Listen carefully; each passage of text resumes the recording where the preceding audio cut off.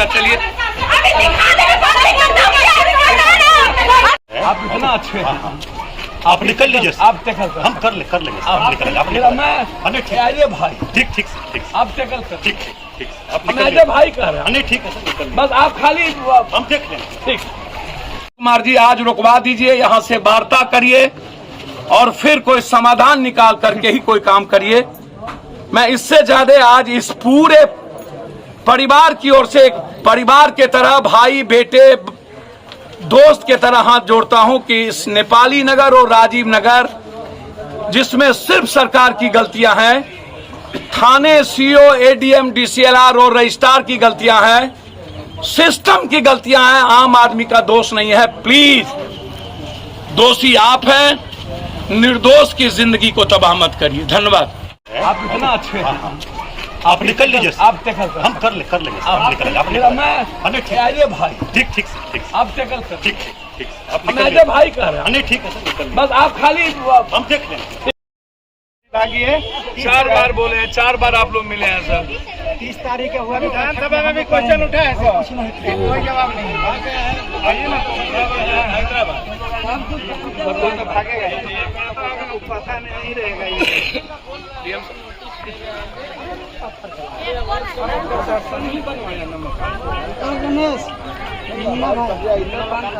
ए पत्थर मत चलो, ए पत्थर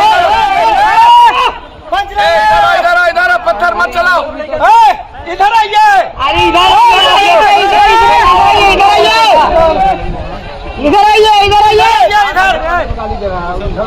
हालांकि ये स्टार्ट सर वही लोग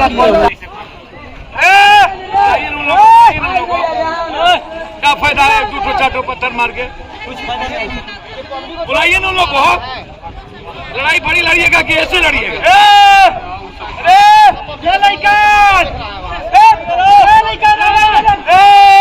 बुलाइए उन लोग को, क्या होगा?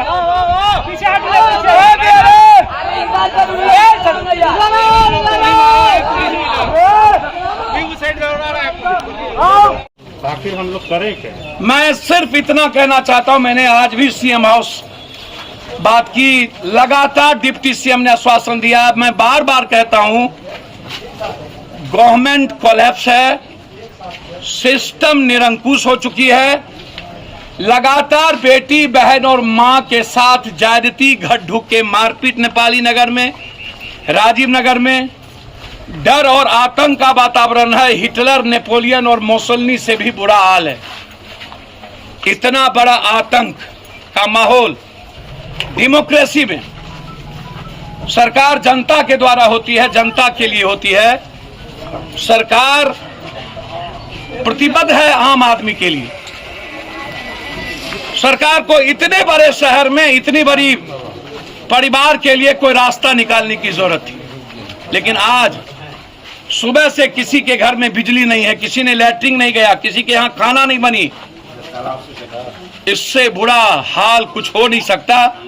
मैं हाथ जोड़कर भीख मांगता हूं सरकार से, पैर पकड़ता हूं हिंदुस्तान के हर लोगों से कि नेपाली नगर और राजीव नगर के आम आदमी के भीतर जो खौफ और डर है उसको निकालने में मदद करिए, उसके परिवार को जीने में मदद करिए।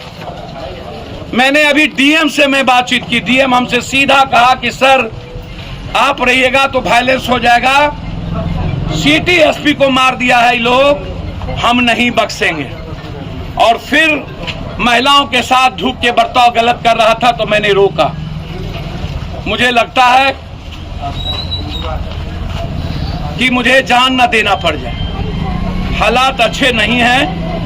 हम पटना प्रशासन से और नीतीश जी से आग्रह करेंगे और तमाम विधायक और एमएलए, जब रविशंकर से लेके संजीव चौरसिया से लेके सबका रोड यहाँ बना हुआ है, सरकार का फंड लगा हुआ है, बिजली दी गई, नाला बनाने का प्रयास हुआ, सारे पैसे लोगों ने जनता को टैक्स दिया, और उसके बाद लगातार आतंकी हमला से भी बड़ा माफी नहीं हो सकती। यदि सरकार ने इस तरह के रवैये, तारकिशोर जी हों या कोई, शायद इससे बड़ा नाइंसाफी दुनिया में नहीं हो सकती। हम बाढ़ में भी आए थे, नेपाली नगर, राजीव नगर, तब भी हमने कहा था हालात अच्छे नहीं है और लोगों ने अपने प्रयास से जिंदगी बचाई। और फिर आज मौत का मंजर है, सारी बच्चियां और बच्चे, मासूम बच्चे और मां आतंक के माहौल में है, मरने की तैयारी में बुजुर्ग हैं। शायद क्या होगा कहना मुश्किल। एक कैजुअलिटी हो चुका है, कई लोग जल चुके हैं, पेट्रोल छीट के जलाने का प्रयास किया गया। मैं हाथ जोड़ के, यदि नीतीश कुमार जी आप मेरी बात सुन रहे हैं, प्लीज आज इसको रुकवा दीजिए। मेरा इसमें दो सवाल ये है, लगातार राजीव नगर, नेपाली नगर, आखिर एक तो दुनिया का सबसे प्रदूषित शहर, एक तो दुनिया का सबसे ज्यादा बिना किसी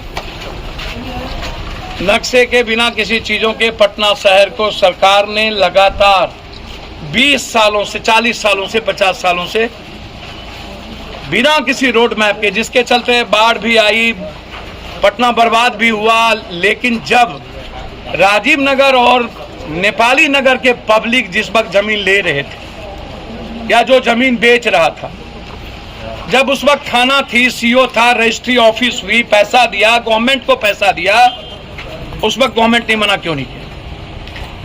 रजिस्ट्री तो हम सरकार के यहां जाकर के किए, हमने रजिस्ट्री पैसा दी, उस वक्त गवर्नमेंट की जिम्मेदारी क्या बनती थी? ये अवैध जमीन है या सरकारी जमीन है, हम घर जमीन नहीं देंगे। तब रजिस्ट्री से लेकर के गवर्नमेंट और नेताओं के दलालों ने थाना से मिलकर, सीओ, एडीएम से मिलकर के पब्लिक के साथ धोखा किया